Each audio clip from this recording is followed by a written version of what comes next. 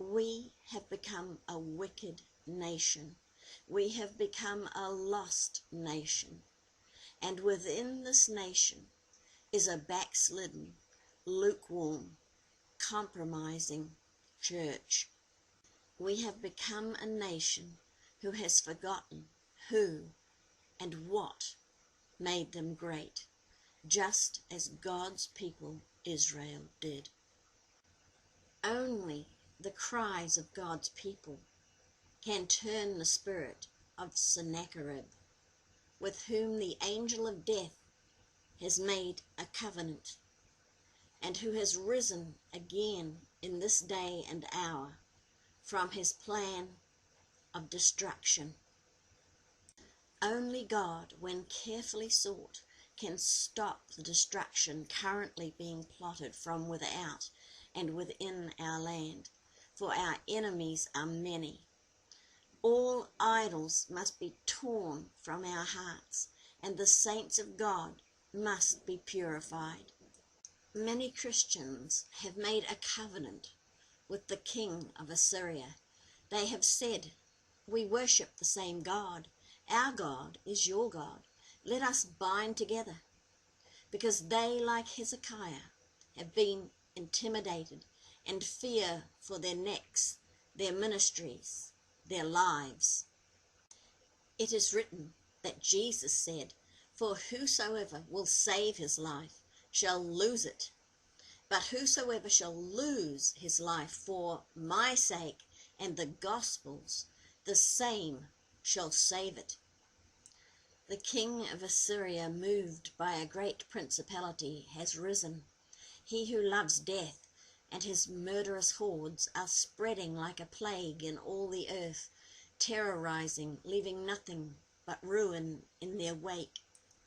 This principality has a death grip on England and has its sights set on America, with the intent to steal, kill, and destroy the country and its Christian inhabitants.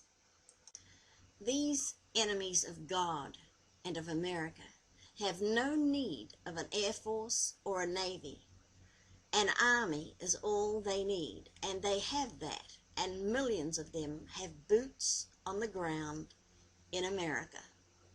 And thanks to godless people and a godless government and lawmakers and a corrupt, lukewarm church, the Lord has removed his hand of protection and opened the floodgates for our enemies to overrun us and overtake us, as he did with sinful Israel. As it is written, "The Lord shall bring a nation against thee from far, from the end of the earth, as swift as the eagle flieth, a nation whose tongue thou shalt not understand, a nation of fierce countenance, which shall not regard the person of the old, nor show favour to the young.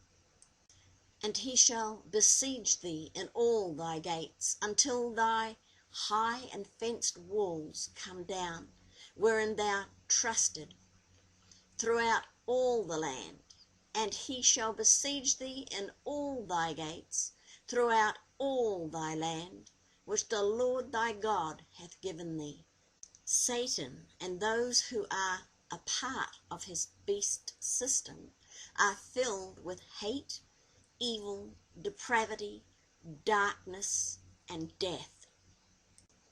For generations they have been trained to hate Israel, to hate the Jews, to hate the Christians, to hate any who refuse to worship their God.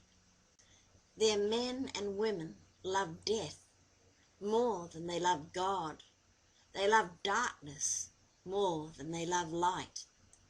For any religion to teach men that heaven is a sensual place where earthly, fleshly lusts of devilish men can be fulfilled is a lie of Satan. Men and women are calling good evil and evil good, just as it is written. It is written, "Woe unto them that call evil good, and good evil, that put darkness for light and light for darkness, that put bitter for sweet, and sweet for bitter.